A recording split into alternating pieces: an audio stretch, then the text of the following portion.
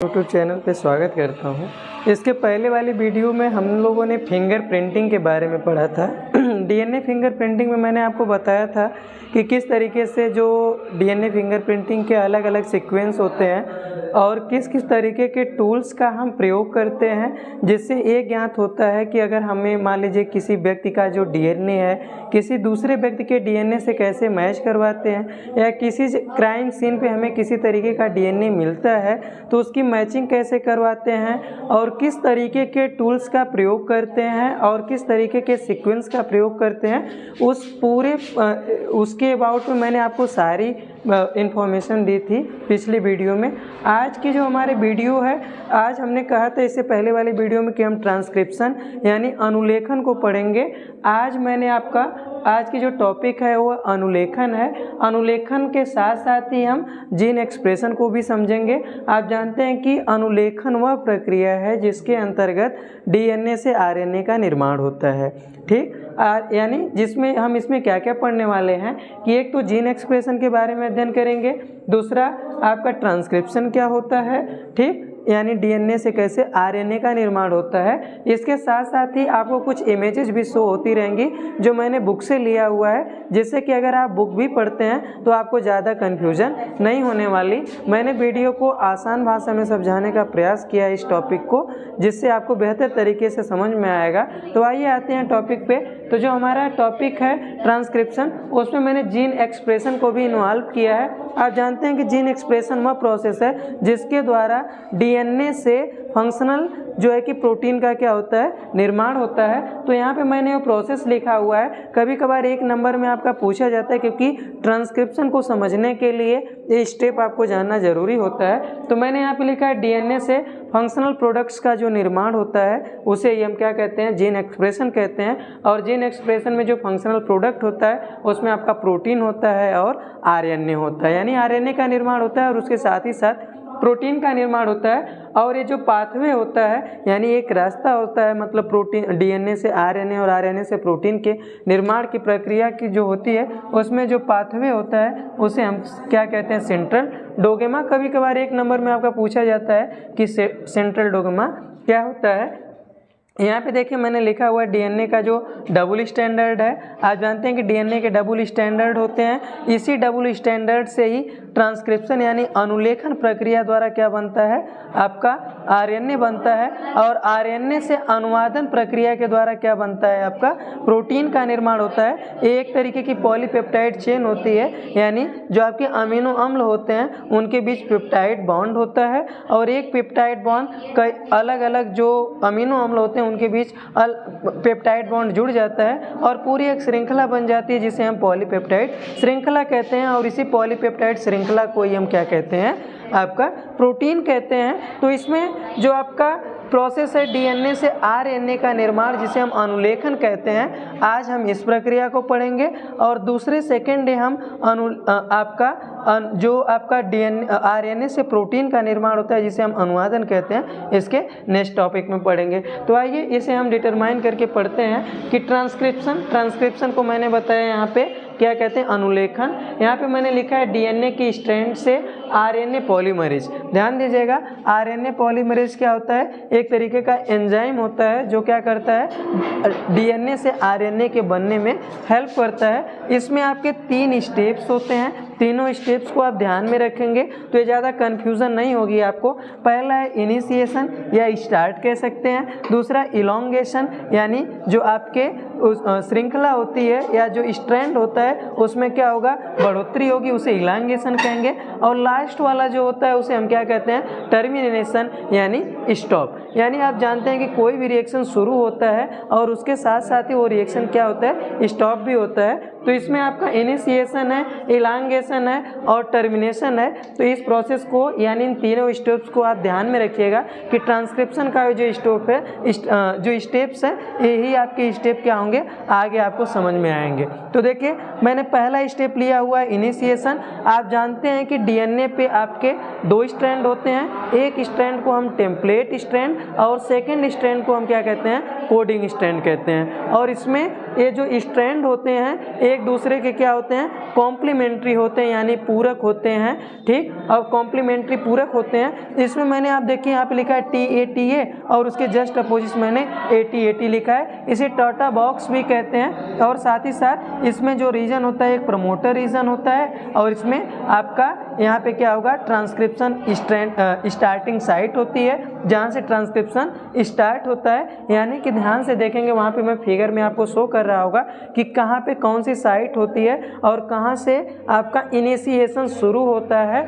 इसमें आपके ये जो पार्ट है ये प्रमोटर का है, फिर इनिशिएशन यानी स्ट्रक्चरल जीन का होता है, और लास्ट वाला आपका टर्मिनेशन का होता है, ठीक। वो मैं आपको फिगर में वहाँ पे शो कर रहा होगा, आप देख पा रहे होंगे। तो ये इसका एक कॉम्प्लीमेंट्री स्ट्रैंड है, यानी इसके अपोजिट है। यहाँ पे मैंने लिखा है कि सिग्मा फैक्टर, यानी जो प्रोटीन होती हैं वो प्रोटीन क्या होती हैं, इस स्ट्रैंड पे यानी डीएनए की स्ट्रैंड पे क्या होती हैं, इकट्ठा होने लगती हैं। और इकट्ठा होकर के मैंने आपको स्टार्टिंग में ही बताया था कि आरएनए पॉलीमरेज एंजाइम होता है जो क्या करता है, इस सेगमेंट को ओपन करने का काम करता है। और साथ ही साथ ये स्ट्रैंड क्या करता है, इसके क्या होता है, कॉम्प्लीमेंट्री स्ट्रैंड का फॉर्मेशन करता है। तो मैंने यहाँ पे सिग्मा फैक्टर लिखा है। आप ध्यान दीजिएगा, इस पूरे प्रोसेस में 2 तरीके के फैक्टर आपको ध्यान में रखना है। पहला आपका सिग्मा फैक्टर जो कि इनिशिएशन यानी प्रारंभ करने के लिए या स्टार्ट करने के लिए होता है, और दूसरा हम पढ़ेंगे RH फैक्टर जो क्या करता है, टर्मिनेट करता है या समाप्त करता है प्रोसेस को। तो सबसे पहले हमने लिखा है आपका सिग्मा फैक्टर, और सिग्मा फैक्टर में मैंने इधर लिखा आरएनए पॉलीमरेज एंजाइम। ये आपके जो फैक्टर्स हैं एक आपके प्रोटीन्स होती हैं जो क्या करते हैं, आरएनए पॉलीमरेज को आपको अलाउ करती हैं यहाँ पे इसके स्ट्रैंड से अटैच होने के लिए, ताकि जो आरएनए पॉलीमरेज क्या है, आरएनए पॉलीमरेज आपका एंजाइम है जो आरएनए के स्मॉल सेगमेंट्स को क्या करता है, डीएनए के स्ट्रैंड पे जोड़ने का काम करता है, और साथ ही साथ इनके स्ट्रैंड को अलग करने का भी काम करता है। देखिए ध्यान से, इस पूरे प्रोसेस में पहला हमने क्या पढ़ा, इनिशिएशन। इनिशिएशन में क्या हुआ, ये आरएनए जो पॉलीमरेज एंजाइम था वो क्या हुआ, डीएनए के स्ट्रैंड से क्या होता है, आपका अटैच होता है, और अटैच होने में एक तरीके का फैक्टर वर्क करता है जिसे हम क्या कहते हैं, सिग्मा फैक्टर कहते हैं। ये पहला हमारा खत्म हुआ। अब ध्यान दीजिएगा, स्टेप को थोड़ा ध्यान में रखिएगा। ये स्टेप आपका दूसरा स्टेप है। दूसरे स्टेप में मैंने क्या लिखा है, इलांगेशन। अब अटैच होने के बाद आरएनए पॉलीमरेज की जो स्ट्रैंड है या श्रृंखला है वो धीरे धीरे आगे बढ़ेगी और इसके कॉम्प्लीमेंट्री क्या करेगी, आपके स्ट्रैंड का फॉर्मेशन करेगी। किसके अपोजिट करेगी वो मैं आपको आसान भाषा में यहाँ पर भी समझा दूंगा। पहले आप ध्यान से बातों को समझते रहिए। मैंने लिखा इलांगेशन। इलांगेशन किसका होना है, जो आरएनए पॉलीमरेज एंजाइम है वो किसका फॉर्मेशन करेगा, आपके mRNA का फॉर्मेशन करेगा, यानी मैसेंजर आरएनए का। स्ट्रैंड क्या होगी, धीरे धीरे इसमें क्या होगा, इलांगेशन होगा। आप ध्यान दीजिएगा कि डीएनए के जो 2 स्ट्रैंड होते हैं उसमें आपका एक 5 to 3 स्ट्रैंड होता है और दूसरा 3 to 5 होता है। यहाँ पे मैं आपका लिख देता हूँ, ठीक। तो आप जानते हैं कि जो आरएनए पॉलीमरेज यानी आरएनए का पॉलीमरेज जो होता है एंजाइम होता है, जब वो आरएनए को बनाता है तो वो स्ट्रैंड आपका 5 to 3 होता है। तो ध्यान रखिएगा कि जो ये 5 to 3 एंड है तो ये डीएनए के आपके जो कॉम्प्लीमेंट्री स्ट्रैंड होता है इसमें, तो इसका कॉम्प्लीमेंट्री क्या होगा, ये 5 to 3 है तो इसका अपोजिट क्या होगा, 3 to 5, यानी 3 to 5 और 5 to 3। तो ये इसके साथ अटैच होगा। और साथ ही साथ आप जानते हैं कि जो ए वाला स्ट्रैंड होगा उसी का एक डीएनए का जो दूसरा स्ट्रैंड है वो क्या है, कोडिंग स्ट्रैंड है, ठीक है। अगर यहाँ पे आपको बातें नहीं समझ में आ रही, बस आप ध्यान से सुनते रहिए, यहाँ पे आपको एकदम आसानी से समझ में आ जाएगा, ठीक। यहाँ पे 2 है आपका स्ट्रैंड, एक 5 to 3 एंड सेकेंड 3 to 5। और आप जानते हैं कि जो आरएनए पॉलीमरेज होता है यानी mRNA का जो फॉर्मेशन करेगा छोटे छोटे सेगमेंट्स को जोड़ करके, वो क्या होता है, 5 to 3 एंड होता है। यानी हमेशा ऑलवेज आपका वो 5 to 3 एंड होगा। तो 5 to 3 एंड वाला इसका अपोजिट जो DNA स्ट्रैंड है वो 3 to 5 है। तो इसके जो अलग अलग आपके नाइट्रोजनी बेसेस होते हैं DNA के और RNA के, ये क्या होते हैं आपस में हाइड्रोजन बंध के द्वारा, हाइड्रोजन बॉन्ड के द्वारा जुड़ते हैं। जैसे मैंने आपको जब न्यूक्लिक अम्ल पढ़ा रहा था तो वहाँ पे मैंने आपको बताया था। ये आपका होता है इलांगेशन, यानी ये धीरे धीरे क्या होते हैं, आप जानते हैं कि जो क्षार होते हैं RNA में एडेनिन, ग्वानिन और साइटोसिन और यूरेसिल होता है, जबकि DNA का जो आपका क्षार होता है वो एडेनिन, ग्वानिन, थायमिन और साइटोसिन होता है। तो इसमें आप जानते हैं कि जहाँ पे A के साथ T जुड़ता है वहाँ पे इसमें A होगा, श्योर है कि A होगा, तो किससे जुड़ जाएगा, T की जगह U से जुड़ेगा और ये धीरे धीरे पूरा क्या बन जाएगी, एक चेन बनती जाएगी। और ये आपका कोडिंग स्ट्रैंड है और ये कौन सा स्ट्रैंड है, टेम्पलेट स्ट्रैंड है, क्योंकि ये कोडिंग स्ट्रैंड ही इसकी जस्ट इसके तरह ही होता है। बस क्या इसमें अंतर होता है, यहाँ पे U होता है और यहाँ पे T होता है। यानी ये DNA का स्ट्रैंड है तो आपका थायमिन रहेगा, ये RNA का स्ट्रैंड है तो इसमें यूरेसिल रहेगा। लेकिन जिस तरीके से इसका कॉम्प्लीमेंट्री A है उसी तरीके से इसका कॉम्प्लीमेंट्री कौन है, A है। तभी तो DNA के दोनों स्ट्रैंड आपस में क्या होते हैं, अटैच होते हैं। लेकिन इसे ब्रेक करके RNA का स्ट्रैंड बनने वाला है, तो इसका इस जो A कोडिंग स्ट्रैंड है सेम यही कोडिंग स्ट्रैंड होता है, बस आपका थायमिन की जगह क्या हो जाता है, यूरेसिल हो जाता है। ठीक। अब तीसरा हमारा होता है टर्मिनेशन। जब आपका DNA RNA का जो स्ट्रैंड होता है वो पूरे तरीके से उसका निर्माण हो जाता है, तो अब क्या होता है, इससे डिटैच होना चाहता है या अलग होना चाहता है। तो मैंने आपको बताया था कि इनिशिएशन और टर्मिनेशन में दो तरीके के फैक्टर होते हैं, एक सिग्मा फैक्टर और एक RH फैक्टर। RH फैक्टर क्या है, एक स्पेशल टाइप की प्रोटीन होती है जो आपका DNA पर भी पाई जाती है और RNA पे भी पाई जाती है। तो यहाँ पे मैंने लिखा है RH डिपेंडेंट, क्योंकि ये दो तरीके का होता है। तीसरा ध्यान रखिएगा, टर्मिनेशन RH डिपेंडेंट फैक्टर है। RH डिपेंडेंट फैक्टर क्या करेगा, जब धीरे धीरे ये आपकी जो श्रृंखला है बड़ी हो जाएगी तो RH फैक्टर क्या करेगा, डिस्टर्बेंस आपका क्रिएट कर देता है और इस पे भी आपका RH फैक्टर रहता है। ये डिस्टर्बेंस क्रिएट होता है और क्रिएट होने के बाद यहाँ से जो RNA का स्ट्रैंड है वो अलग हो जाता है और आपका ये जो अलग अलग स्ट्रैंड होते हैं ये बाद में DNA के स्ट्रैंड क्या होते हैं, आपस में जुड़ जाते हैं।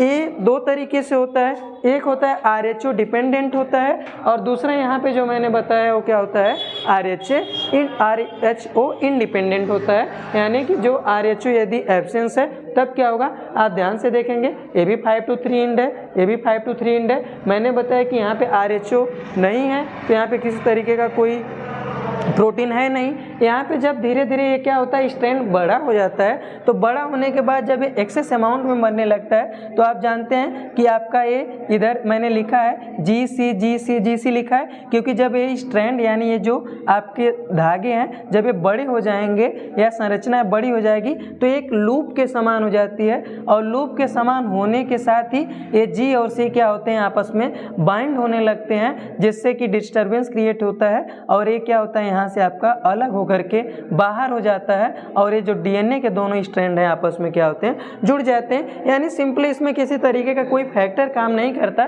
इसमें जो स्ट्रैंड होती है धीरे धीरे बड़ी हो जाती है, बड़ी होने के बाद एक लूप का आकार ले लेती है, लूप का आकार लेगी तो ये आपस में ही बाइंड होना शुरू हो जाते हैं, जिससे कि चेन यहाँ से अलग होकर के क्या होती है, बाहर निकल जाती है और DNA के दोनों स्ट्रैंड क्या होते हैं, आपस में जुड़ जाते हैं। तो ये पूरा हमारा जो प्रोसेस था आपका ट्रांसक्रिप्शन का, जिससे कि हमें DNA से सिंगल स्टैंडर्ड ऑफ RNA का क्या हुआ, फॉर्मेशन हुआ। मैं बार बार आपको यहाँ पे समझाने के लिए कह रहा था, ये जो पूरा प्रोसेस है आप इसे एक लाइन में समझ सकते हैं। ध्यान से देखेंगे तो आपका यहाँ पे मैंने लिखा है DNA में आपका एक 3 to 5 होगा और दूसरा 5 to 3 होगा। एक को मैंने कहा कोडिंग स्ट्रैंड और दूसरे को हमने क्या किया, टेम्पलेट स्ट्रैंड। अब आप जानते हैं कि जो टेम्पलेट स्ट्रैंड है यही RNA का क्या होता है, कॉम्प्लीमेंट्री स्ट्रैंड होता है, क्योंकि ये 3 to 5 है और जो RNA होता है वो क्या होता है, 5 to 3 होता है। जब इसके बीच में प्रवेश करेगा तो इसके साथ क्या करेगा, बॉन्ड बनाता है इसके डीएनए के क्षारों के साथ। तो डीएनए से ट्रांसक्रिप्शन के द्वारा जो आरएनए का स्ट्रैंड बनता है, कुछ इस तरीके के स्ट्रैंड का निर्माण होता है। जैसे मैंने यहाँ पे लिखा था, जो डीएनए के दोनों स्ट्रैंड होते हैं, ए टी के साथ जुड़ता है, फिर टी के साथ, जी सी के साथ, इस तरीके से आपस में जुड़े रहते हैं। जब इससे फॉर्म्ड स्ट्रैंड होगा तो आपका ए है, तो ए के साथ टी ना जुड़ के क्या जुड़ेगा, यू जुड़ेगा। फिर आपका टी के साथ आपका ए जुड़ेगा, ठीक। इस तरीके से जी के साथ सी जुड़ेगा और सी के साथ जी जुड़ेगा। फिर आपका ए के साथ ये तो डीएनए है तो ए के साथ टी जुड़ा था, लेकिन अब यहाँ पे क्या हो जाएगा, ए कोडिंग है तो ए के साथ टी तो हट जाएगा। क्यों? क्योंकि यहाँ पे थायमिन की जगह क्या होता है, यूरेसिल, तो ए के साथ यू रहेगा आपका। यानी इससे आपका जो स्ट्रैंड बनेगा, कुछ इस तरीके का स्ट्रैंड का क्या होता है, आपका निर्माण होता है। तो इसे हम क्या कहते हैं, आरएनए से आपकी किसकी सिंथेसिस होती है, आपके डीएनए से किसकी सिंथेसिस होती है, आरएनए की। इस पूरे प्रोसेस को हम क्या कहते हैं, ट्रांसक्रिप्शन प्रोसेस। और साथ ही साथ इसे हम क्या, जिसमें मैंने आपको इंक्लूडिंग जीन एक्सप्रेशन को भी पढ़ाया। तो इस पूरे प्रोसेस में मैंने आपको बताया कि किस तरीके से जो डीएनए होता है उससे आरएनए का निर्माण होता है, यानी आरएनए के कैसे स्ट्रैंड का निर्माण होता है, ये मैंने आपको पूरे अच्छे ढंग से बताया। इसमें आपको जो ध्यान रखने वाली बात है, 2 फैक्टर्स याद रखने हैं, और साथ ही साथ ये जो आपके 3 स्टेप्स होते हैं, इन्हें यदि आप ध्यान में रखते हैं तो ये पूरा आपको जो सीक्वेंस है ट्रांसक्रिप्शन का आपको समझ में आ जाएगा। अब कल की टॉपिक में हम आपको जो ट्रांसलेशन से यानी mRNA से प्रोटीन का निर्माण होता है उसको लेकर के डिस्कस करेंगे। मिलते हैं अगली वीडियो में, तब तक के लिए धन्यवाद।